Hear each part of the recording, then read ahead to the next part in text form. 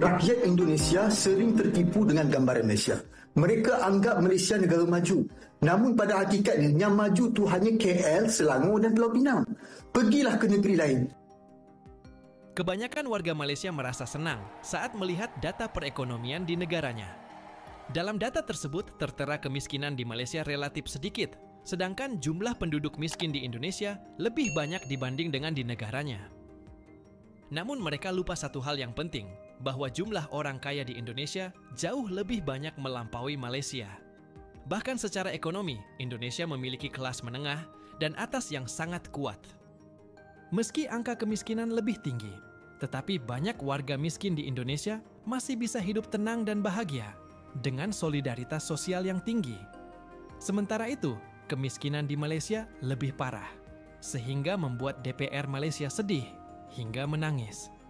Begitulah sombongnya sebagian warga Malaysia, mereka seperti negara barat yang tidak ingin negara berkembang menjadi lebih maju dari mereka. Namun seperti itulah kenyataannya warga tetangga, dan memang seperti itulah yang sedang terjadi sekarang. Simak informasi selengkapnya berikut ini. Pertubuhan Bangsa Bersatu PBB mendakwa situasi kemiskinan di Malaysia jauh lebih buruk dari apa yang digambarkan oleh kerajaan. Dalam satu laporan yang diterbitkan hari ini, PBB mendakwa kerajaan Malaysia meletakkan garis kemiskinan terlampau rendah yang mengecilkan peratusan kemiskinan di Malaysia. Laporan ini diterbitkan susulan lawatan pelapor khas kemiskinan dan hak asasi manusia PBB, Philip Alston ke Malaysia. Alston melawat Pasampuri Kos Rendah, pusat orang kurang upaya, komuniti orang asli dan sekolah di Kuala Lumpur, Selangor, Sarawak, Sabah dan Kelantan. Katanya penanda aras kemiskinan di Malaysia kini adalah RM8 sehari seorang yang disifatkannya sebagai tidak realistik. Beliau bagaimanapun tidak memberikan angka penanda aras yang sepatutnya diguna pakai oleh kerajaan. Rakyat Indonesia sering tertipu dengan gambaran Malaysia. Mereka anggap Malaysia negara maju. Namun pada hakikatnya, yang maju tu hanya KL, Selangor dan Pulau Pinang. Pergilah ke negeri lain. Anda pasti akan terkejut melihat realitinya sehingga ke tahap ada negerinya air nak mandi pun tak ada. Bahkan ketidakseimbangan pembangunan negeri-negeri di Malaysia ni pun sangat ketara. Oh ya, sebelum tu, aku tak kisah kalau orang Malaysia nak kata aku cuba memburukkan negara sendiri. Sebab ini adalah fakta sebenar pasal negara kita. Tak perlu nak bohong pada dunia dah. Okey, kita sambung. Orang Indonesia anggap orang Melayu kaya raya. Tak betul. Yang kaya raya tu kaum Cina. Melayu ramai yang susah. Yang kaya raya tu sikit je. Rakyat Indonesia anggap orang Malaysia semua fasih cakap Inggeris kan? Padahal yang tahu cakap Inggeris tu hanya di bandar saja. Kebanyakannya tak tahu langsung bahasa Inggeris. Terutamanya orang Melayu. Rakyat Indonesia anggap pengangkutan Malaysia ni moden. Ada LRT, monorail bagai, tapi itu semua di KL Selangor saja. Dah pernah tengok jalan di negeri Sabah Sarawak? Kecil kau nanti.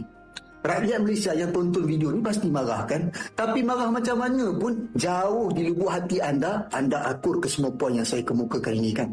Daripada kita tipu dunia luar, lebih baik kita tonjolkan wajah sebenar negara kita supaya orang politik, tak kira kerajaan atau pembangkang, akan buat kerja lebih keras untuk membaiki negara ini. Kehilangan mata pencarian menyebabkan sebuah keluarga di Kampung Baung, Pengkalan Cempa, Kelantan dihimpit kemiskinan.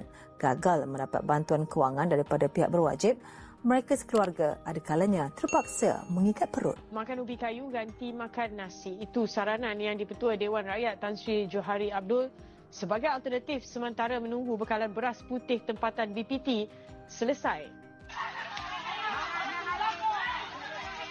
Bergaduh.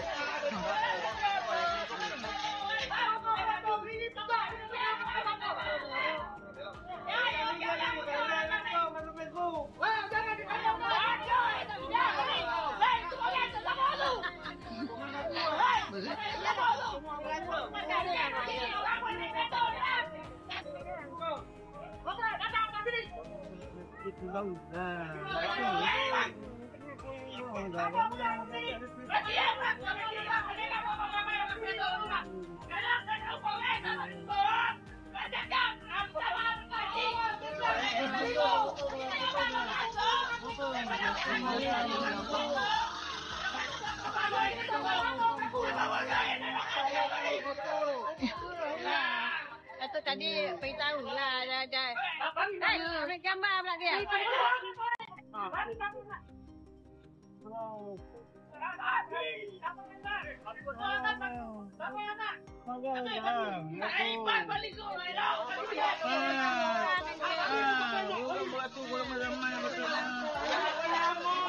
Pada data tau. Kau pandang tinggi pada Thailand, pandang tinggi pada Vietnam, pandang tinggi pada Filipina, tapi pandang rendah pada Indonesia. Sedangkan Indonesia tu mengatasi tiga-tiga negara ni. Dan kita nombor 5, saiz ekonomi itu penting tau. Menunjukkan berapa banyak duit yang ada di dalam satu-satu negara. Saya sangat tersentuh hati apa yang diucapkan oleh Yang Berhormat. Saya sebagai ibu yang berada di kawasan pendalaman yang setiap hari melihat realiti hidup rakyat. Dan apa yang disebut oleh Yang Berhormat sebenarnya itu yang berlaku di bawah. Walaupun kerajaan berbangga dengan angka inflasi 1.9%, sebenarnya rakyat tidak merasai. Sebenarnya hakikatnya kehidupan di bawah semakin berat dan terbeban.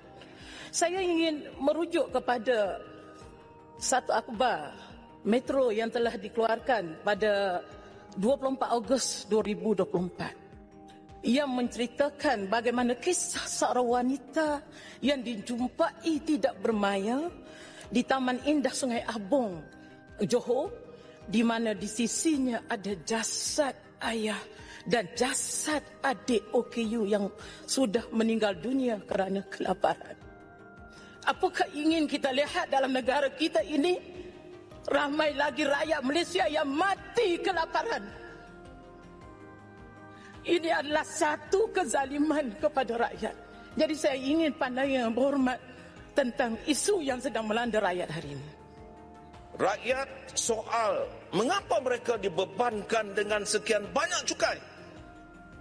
Banyak sangat cukai yang tu. Ada cukai perkhidmatan digital, ada cukai barang nilai rendah, ada cukai keuntungan modal, ada cukai barangan bernilai tinggi, dan ada kenaikan cukai lapangan terbang. Sudahlah itu, sudahlah banyak cukai-cukai yang saya baca tadi. Muncul pula e-invoice. Pelaksanaannya akan dibuat sepenuh bermula 1 Julai 2025. Semuanya dilonggok atas kepala pundak rakyat. Saya rasa rakyat Malaysia juga harus melihat alternatif. Kalau beras itu menjadi isu, apa tujuan beras kita makan?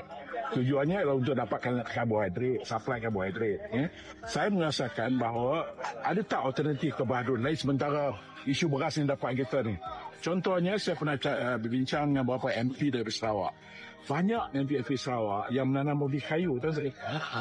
Ubi kayu ini digunakan untuk supplement. Sebab ubi kayu ni khasiat dia memang hebat. Dan dia kalau bandingkan dengan syugar yang ada dalam beras, ubi kayu ni jauh lebih bawah. Menggantikan beras. Buatlah ubi kayu macam mana pun. Tentulah. Saya rasa di Sarawak lah. Saya dipahamkan. Amat berjaya. Sedarlah. Realitinya di bawah sana rakyat terpaksa berdepan dengan kos sara hidup yang tinggi. Jangan kita bangga dengan data ekonomi, konon-konon inflasi 1.9%. Diberitahu kepada rakyat semua. Dia tak tahu pun 1.9% inflasi tersebut. Yang dia kata, pasal ini. Menteri Kewangan kedua kata bagus. Tapi beras tak ada. Nak makan pun tak ada. Kutaraja kena duduk sama-sama. Seperti itulah informasi yang dapat kami sampaikan di hari ini. Semoga bermanfaat dan menghibur. Terima kasih dan sampai jumpa.